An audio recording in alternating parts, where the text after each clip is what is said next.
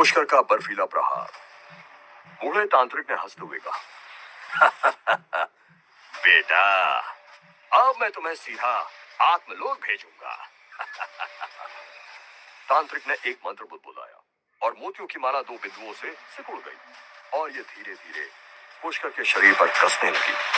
पुष्कर का शरीर बना हुआ था और उसे अचानक महसूस हुआ कि उसके चारों ओर का हर एक मोती अलग था। उसने ये भी देखा कि कुछ मोतियों के अंदर बुरी आत्माएं छिपी हुई। तभी पुष्कर ने कहा, तो ये तुम हो। पुष्कर को अचानक याद आया कि ये तांत्रिक कौन था। जब वो प्रियंका से मिलने के लिए एक फ्लाइट में आ रहा था तो उसकी मुलाकात दिव्या से हुई थी, जिस पर कुछ बुरी आत्माओं ने हमला कर दिया था। पुष्कर ने ही उस समय दिव्या को बचाया था और जिसने दिव्या पर हमला किया था वो इस समय पुष्कर के सामने खड़ा हुआ था। पुष्कर को उम्मीद नहीं थी कि ये दुष्ट तांत्रिक दिव्या को नुकसान पहुंचाने के बाद मंदाकिनी के घर में आने की कोशिश करेगा। बूढ़े तांत्रिक ने कहा, तो तुम मुझे पहचान गए हो, फिर तुम्हें जल्दी ही यमराज के पास भेज दूंगा। तभी उस राक्षस ने पानी पर कदम रखा और गुस्से से हमला करते हुए आगे बढ़ा। उसके हाथ तेजी से घूम रहे थे और जैसे जैसे वह कदम दर कदम आगे बढ़ रहा था, पुष्कर के चारों ओर लिपटी हुई मोतियों की माला कसती जा रही थी। पुष्कर, सावधान। प्रियंका का नाजुक शरीर कांपने लगा और वो दो कदम आगे बढ़ गई। पुष्कर ने प्रियंका की आवाज सुनते ही अपनी बौहें चढ़ा ली। उसे प्रियंका के बाहर आने की उम्मीद नहीं थी। अब पुष्कर और अधिक नहीं खींचना चाहता था। वो इन मोतियों की पार को लगभग समझ चुका था। पुष्कर तेजी से हिला और उसके शरीर से बंधी मोतियों की जंजीर टूटकर इधर उधर बिखर गई। वो बूढ़ा तांत्रिक हंसते हुए बोला, क्या तुम्हें लगता है ये इतना आसान है? वो तांत्रिक इधर उधर उड़ने लगा था और माला से टूटे मोती लाल गर्म लोहे के चिमटे की तरह थे, जो तेज आवाज कर रहे थे और पुष्कर के चारों ओर इधर उधर उड़ रहे थे। बूढ़े तांत्रिक ने पहले अपने शरीर की पूरी ताकत को चरम सीमा तक लगा दिया था। वह गुस्से से दौड़ा और उड़ने वाले मोतियों ने अचानक अपना रास्ता बदल दिया। एक ही सांस में वो सारे मोती पुष्कर के शरीर को भेदने के लिए दौड़ पड़े। बूढ़े तांत्रिक ने हंसते हुए कहा, हाँ भुगतो। ये देखकर गिरीश भी जोर से चिल्लाया, क्या तुम बहुत घमंडी नहीं हो? तुमने मुझे मारने की हिम्मत की थी, तुम आज यही मर जाओगे। लेकिन तभी पुष्कर ने मुस्कुराते हुए कहा, सच में? और ये कहते पुष्कर ने अपना दाहिना हाथ आगे बढ़ाया। उसके हाथ पर पड़ा हुआ झील का गीला पानी अचानक बर्फ में बदल गया और उसकी पूरी बाह बर्फ से ढक गई। और फिर पुष्कर ने उन धड़कते हुए मोतियों को अपने हाथ में पकड़ लिया और जोर से खींचा और वो सारे मोती अगले ही पल एक आइस स्पाइक में बदल गए। पुष्कर ने इसे फेंक दिया और वो झील हो गई। ये देखकर वो बूढ़ा तांत्रिक चिल्लाया, जानवर, तुम्हारी हिम्मत कैसे हुई मेरे जादुई हथियार को नष्ट करने की? वो गुस्से में था और उसने अपना हाथ उठाया। कुछ मोती जाकर पुष्कर से टकराए, लेकिन ये क्या, वो मोती पुष्कर के शरीर से टकराते ही बिखर गए और अचानक जलते हुए सिगड़ियों में बदल गए। उनके अंदर एक तीखी चीज जैसी आवाज आ रही, मानो कोई आत्मा जल रही। जहां से भी वो मोती गुजरते, वहीं पर रास्ते में मौजूद पेड़ों और दीवारों में आग लग जाती। मंदाकिनी और उसके नौकर जो आवाज सुनकर दौड़ कर आए थे, अचानक चौंक गए। आग की चपेट में आने से कई लोग अंदर ही फंस गए। अरे बाप रे, इसमें आग क्यों लगी है? मंदाकिनी ने उस धड़कती हुई आग को देखकर कहा, अरे कबीले तांत्रिक, अगर तुमने मेरे घर को जलाने की हिम्मत की तो मैं तुम्हें यहाँ से जाने नहीं दूंगी। मंदाकिनी ने यह कहते हुए प्रियंका को वापस खींच लिया। प्रियंका आग से लगभग जल गई थी। धड़कती आग और अधिक बेलगाम हो गई। बूढ़े तांत्रिक ने कहा, छोटे जानवर, चलो देखते हैं कि तुम मेरी जलती हुई आग को कैसे तोड़ सकते हो। अभी गिरीश भी उत्साह से चिल्लाया, जलाओ, उसे जलाकर मार डालो। पुष्कर ने प्रियंका को जैसी खतरे में देखा, उसकी आंखें अचानक गहरी हो गई और उसने उस बूढ़े तांत्रिक की ओर घूर कर देखा।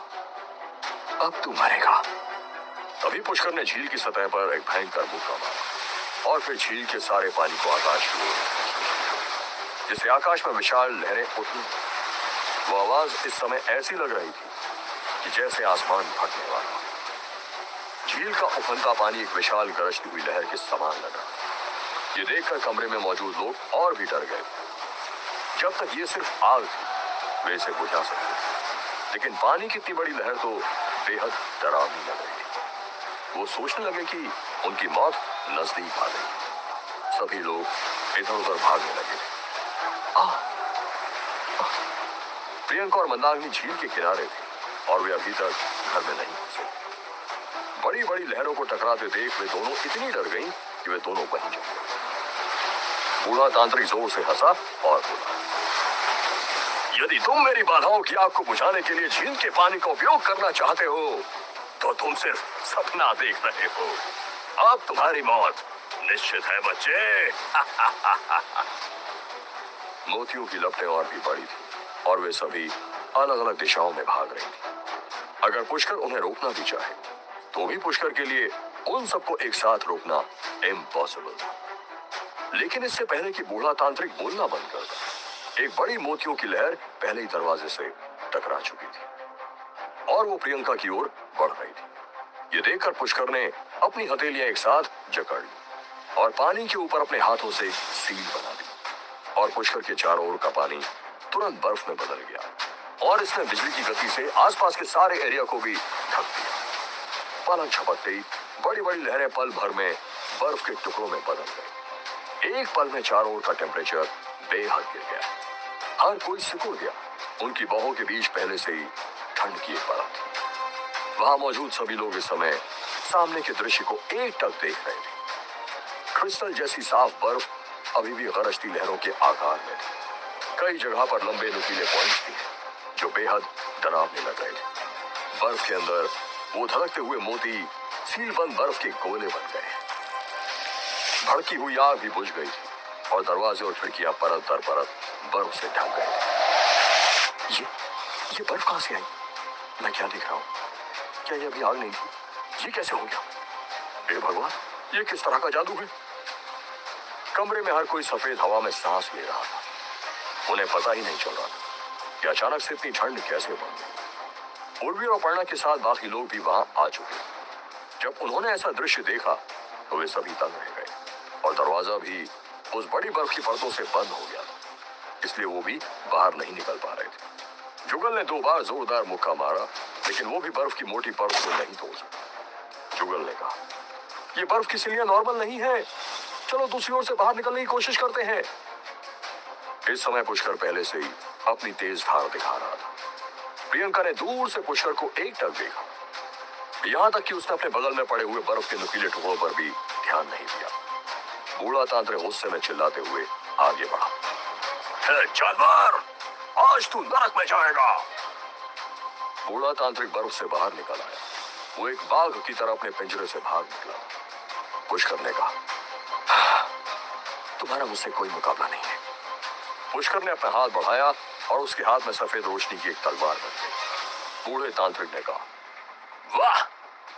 तभी उसने अपने हाथ से काले खून की बूंद बाहर निकाली और झील पर डाल दी और फिर वह उस बर्फीली झील पर दूर तक फिसलता हुआ आगे बढ़ गया। लेकिन जैसे ही वो पुष्कर के नजदीक पहुंचने वाला था, पुष्कर गुस्से से उछला और बूढ़े तांत्रिक को हथेली से जोरदार थप्पड़ मार दिया और थप्पड़ लगते ही बूढ़े तांत्रिक का पूरा शरीर आग की लपटों में घिर गया। मानो उसका शरीर अचानक ऊर्जा से भर गया और उसका पूरा शरीर आकार में दुगने से भी अधिक हो गया।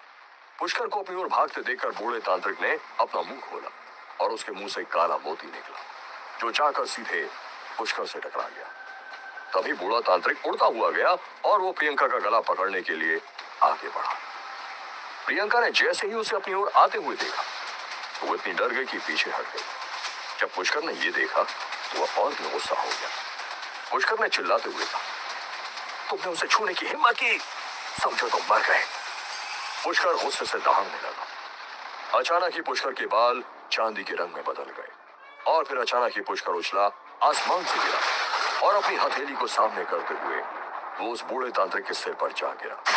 हथेली से निकली ठंडी हवा तेजी से बढ़ी और बूढ़े तांत्रिक के शरीर में बेरहमी से घुस गई। बूढ़े तांत्रिक का विशाल शरीर अकड़ गया और कांच टूटने की आवाज के साथ वो तुरंत एक फ्रोजन ज़ॉम्बी में बदल गया। पुष्कर बिना रुके ऊपर से नीचे की ओर चला गया और उसे जोर से दबाया। फ्रोजन ज़ॉम्बी मतलब हिम मानव, मतलब वो बूढ़ा तांत्रिक टुकड़े टुकड़े होकर बिखरी हुई बर्फ में बदल गया था। पुष्कर अपना आधा घुटना टेक कर बैठ गया और एक हाथ जमीन पर रख दिया। उसकी ताकत से जमीन में दरारें पड़ने लगी। पुष्कर के चांदी के बाल लहरा रहे थे और उसने एक हाथ से बूढ़े तांत्रिक को बर्फ के टुकड़ों में तोड़ दिया।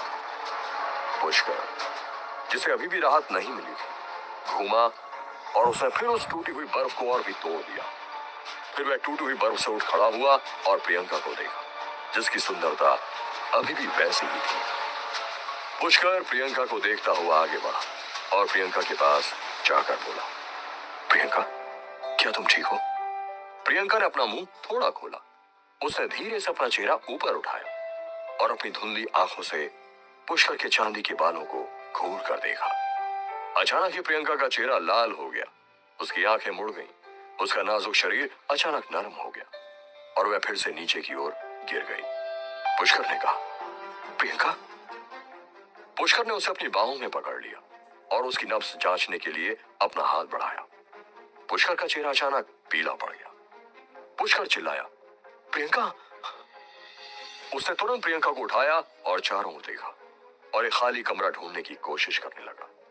मंदाकिनी तुरंत समझ गई थी, इसलिए उसने तुरंत एक और इशारा करते हुए कहा, वहां एक कमरा है।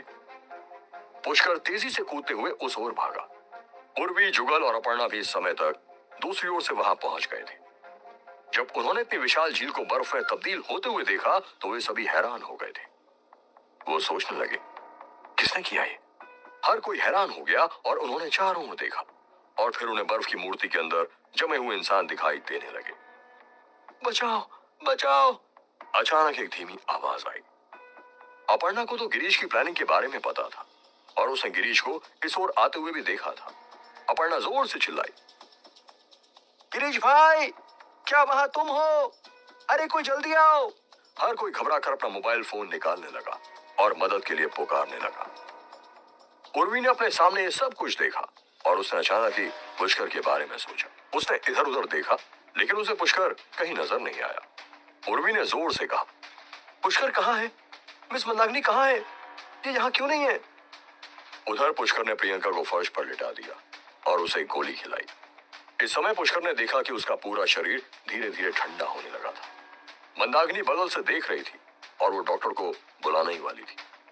पुष्कर ने तुरंत उसे रोका और एक काला मोती दिखाते हुए कहा, मेरे अलावा उसे कोई नहीं बचा सकता। आप प्लीज बाहर के मामलों से निपटने में मेरी मदद करिए। ये काला मोती आपको अपनी भतीजी दिव्या से इसके बारे में पूछना होगा। दिव्या को वो काला मोती कहां से मिला था? पुष्कर कैसे प्रियंका को बचाएगा? क्या प्रियंका ने सिल्वर बालों वाले लड़के का सच देख लिया और समझ लिया था? जानने के लिए सुनते रहिए ये एक्साइटिंग कहानी सिर्फ पॉकेट FM।